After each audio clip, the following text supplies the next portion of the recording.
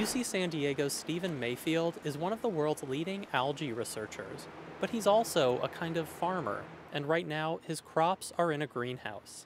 So they need sunlight, they need CO2, and they need nutrients.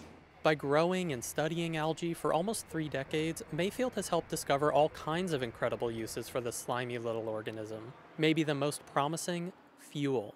Cultivate algae properly and it'll produce an oil that can be refined and dropped right into your car's gas tank. We know that we can grow algae, we know that we can extract oil from it. And the beauty of algae is that it feeds on the CO2 emitted by burning fossil fuels. It's a carbon-neutral system. We've flown jet aircraft on the fuel, we've driven boats on the fuel, cars, you name it. So scientifically, it's a done deal. What the issue is now is economics.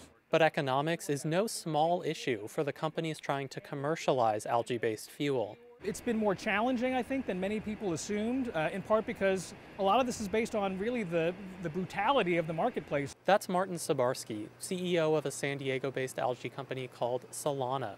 He says back in 2008, algae companies trained their sights on fuel because oil prices were skyrocketing. There was an expectation that prices would keep going up, and it's really leveled off or gone down since 2008. With oil prices down, pressure has eased on finding alternative fuel sources.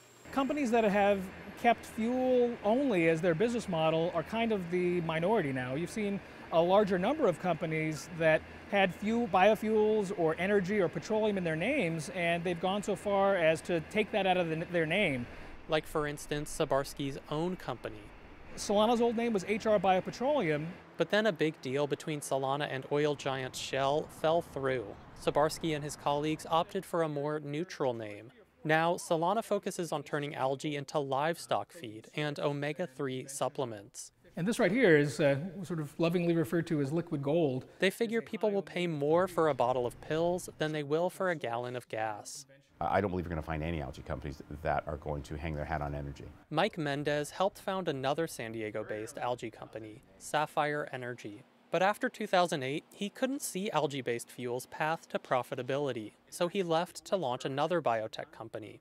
He says the energy market had changed dramatically. The number one factor is fracking. Fracking has changed the landscape.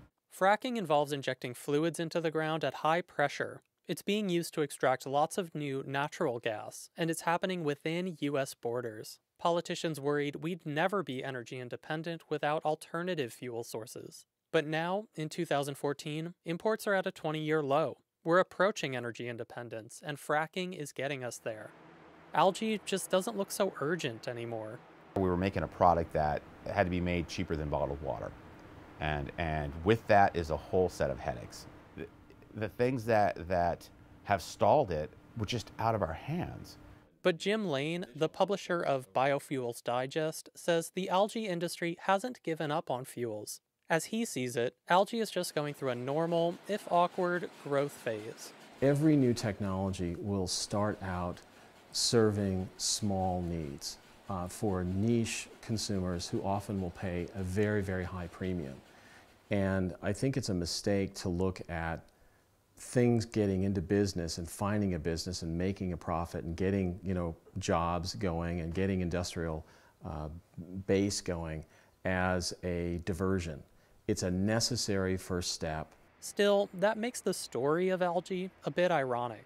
In 2008, it seemed poised to replace fossil fuels. Now, one of the biggest algae companies is making a drilling lubricant used to extract even more fossil fuels. Designed so customers can drill faster, straighter, and cleaner. David Wagner, KPBS News.